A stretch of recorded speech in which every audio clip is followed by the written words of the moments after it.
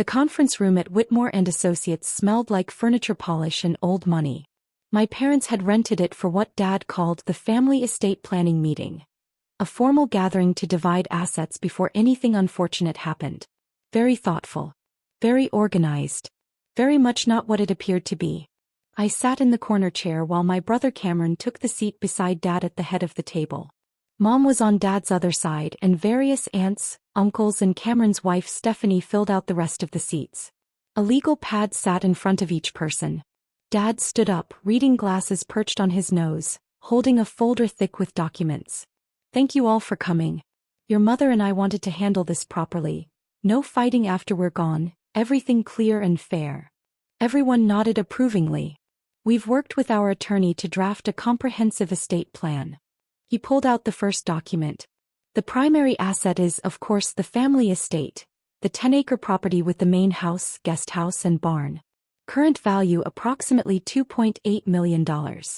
Cameron sat straighter, already smiling. This property, Dad continued, will go to our successful child, the one who's demonstrated responsibility, family values and financial stability. The one who's built a real career and started a family of his own. He looked directly at Cameron. The estate goes to Cameron and Stephanie. Cameron stood up, shaking Dad's hand while Stephanie dabbed at her eyes. Aunts and uncles applauded. The vacation condo in Vale, Dad went on, worth approximately $650,000, also goes to Cameron. He'll make good use of it with the grandkids. More applause. Cameron was beaming.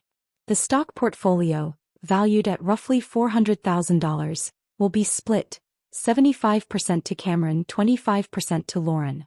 Dad finally looked at me. We're not leaving you with nothing, Lauren. But Cameron has a family to support. He needs more. I stayed quiet, hands folded in my lap. The jewelry collection goes to Stephanie, since she's essentially our daughter now. The artwork will be split between Cameron and the cousins. The cash savings of $150,000 goes primarily to Cameron for estate maintenance costs, with $15,000 to Lauren. Uncle Richard cleared his throat. What about the rental properties? The 3 rental properties, Dad said, checking his notes. The ones currently generating about $85,000 annually, those go to Cameron as well. They'll provide good passive income for his family. I almost laughed. Almost. Now, Lauren, Dad turned to me, his voice taking on that patient tone he used when explaining things to children. I know this seems unequal. But you're single, no kids, you work at that bookstore.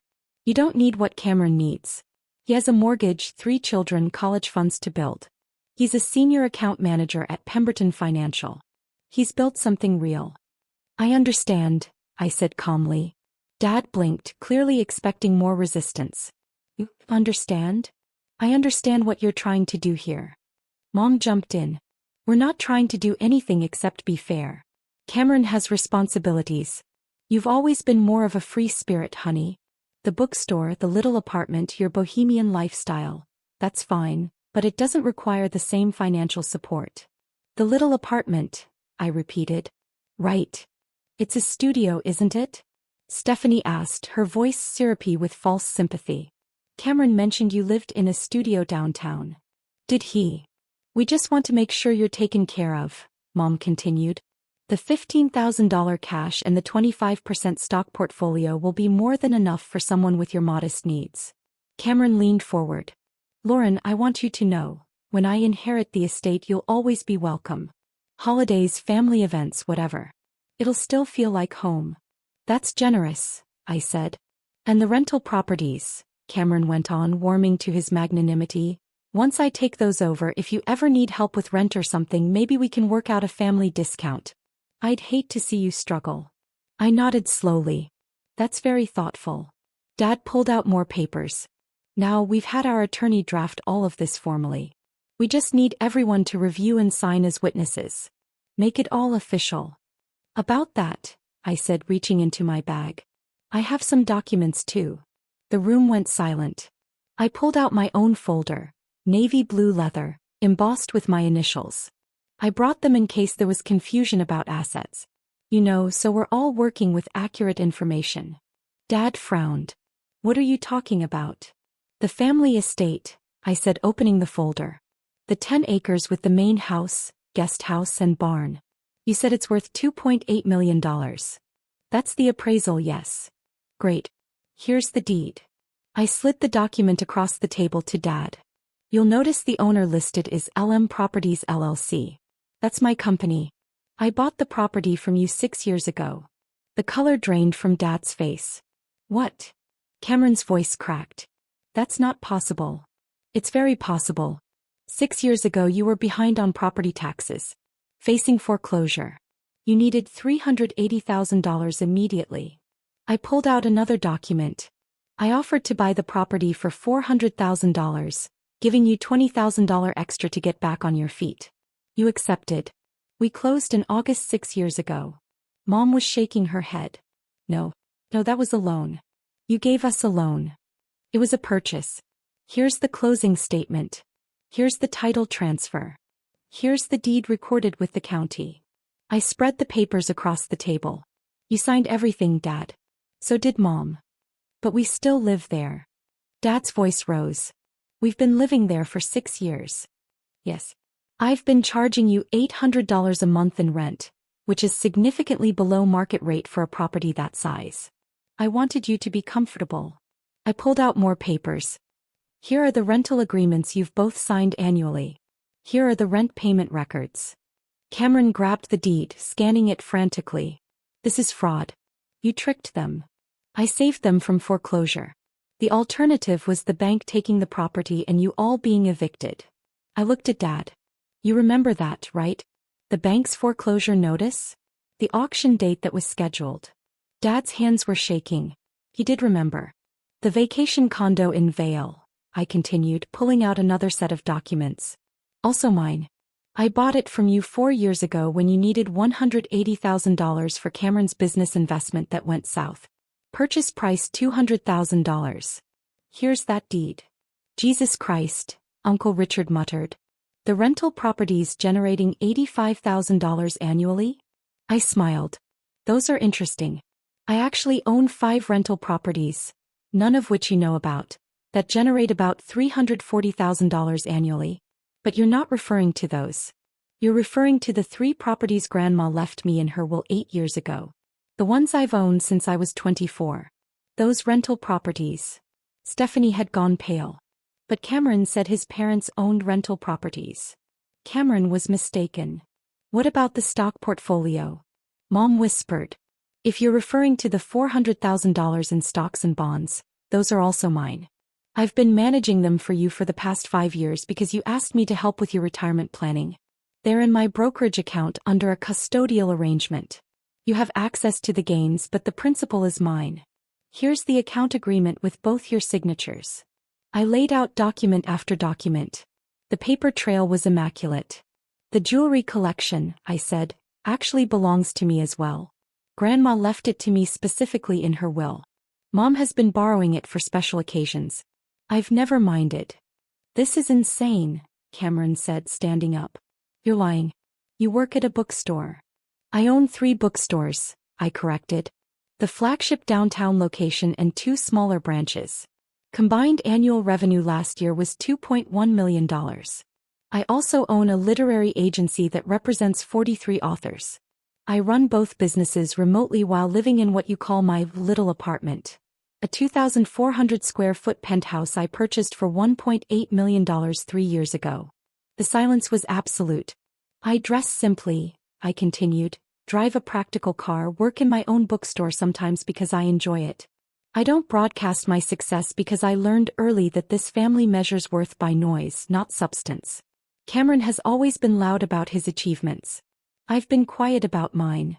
Uncle Richard started laughing, a shocked, almost hysterical sound.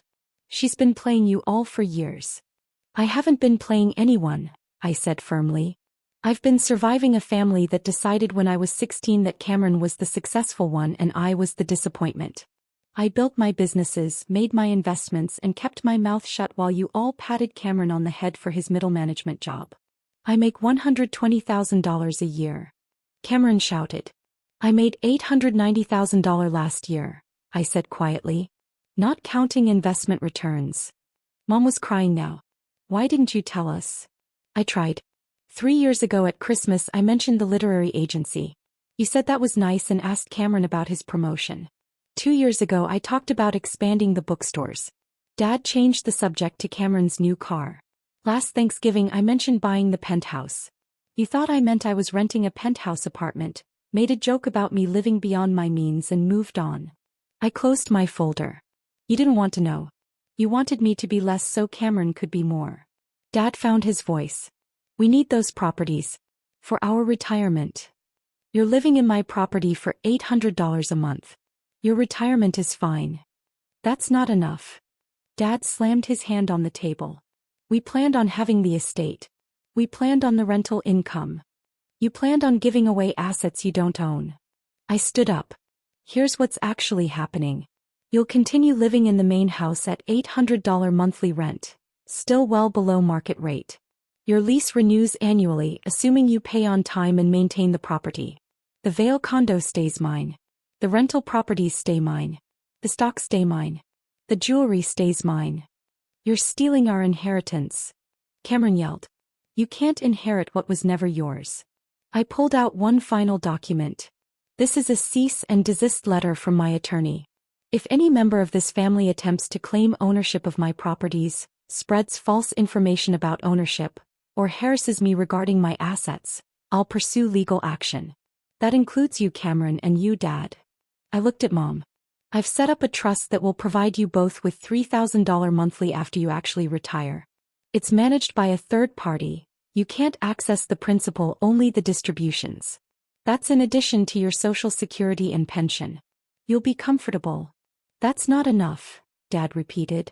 It's more than generous given that I've already saved you from foreclosure twice and provided below-market housing for 6 years. I picked up my folder and walked to the door. Uncle Richard was still shaking his head, a smile playing at his lips. The aunts looked stunned. Stephanie was scrolling frantically through her phone, probably looking up property records. Lauren, Cameron said, and his voice had changed, desperate now. We're family. You can't do this to family. I'm not doing anything to family, I said, turning back. I'm protecting what I built from family members who assumed they could take it. But the estate planning. Plan your own estate. Mine is already handled. Everything goes to charity when I die, by the way. The literary foundation I established gets the bookstores. The housing nonprofit gets the rental properties. Various educational charities split the rest. Mom gasped. You're leaving nothing to Cameron? To your own brother. Cameron will inherit whatever you and Dad actually own. Which at this point is your personal possessions, Dad's pension, and the $12,000 in your joint checking account. That's it. Cameron looked shattered. After everything. After everything what? I asked softly. After a lifetime of being told you were better than me? More important than me? After watching you fail upward while I built actual success? After today, when you were going to take properties I own and claim them as your inheritance? I opened the door. Enjoy your estate planning meeting. But you're planning with assets that don't exist. My phone exploded within an hour. Texts, calls, voicemails, all saying the same things. I was ungrateful. Vindictive. Pooh. How dare I deceive my parents? How dare I let them think they owned property they didn't? I blocked most of them. Uncle Richard surprisingly sent a different message. Your grandmother would be proud. She always said you were the smart one. That made me cry. Cameron tried a different approach 2 days later, showing up at my flagship bookstore. I watched him on the security camera walking around touching the hardcovers, looking uncomfortable among all the books. I met him at the front counter. We're closing in 20 minutes. This is really yours? He gestured around the 3-story space. Exposed brick floor-to-ceiling shelves, the cafe tucked in the corner. Yes. It's nice. He picked up a bookmark from the display. I never knew you wanted to own bookstores. I talked about it constantly growing up. You never listened. He flinched. I'm sorry. For what specifically? For today. For assuming. For believing Mom and Dad when they said you were just coasting through life. He set down the bookmark. For not asking about your life. For not caring. It was the first real apology I'd heard. I can't give you the properties, I said. They're mine. I earned them. I know. He looked at his shoes. Can I ask, Why'd you let Mom and Dad think they still own the estate? I didn't. I told them it was a purchase. They chose to remember it as a loan because that felt better. I sent them the deed. I sent annual tax statements showing my ownership. They filed the papers away and forgot because it didn't fit their narrative. Cameron nodded slowly. Dad's panicking. Their retirement plan was based on selling that estate. Their retirement plan was based on selling my asset without my permission. There's a difference. Yeah. He stood there awkwardly. For what it's worth, Stephanie looked up your agency. You represent some major authors. That's impressive. Thanks. And the bookstores are beautiful. Really beautiful. I appreciate that. He started to leave, then turned back.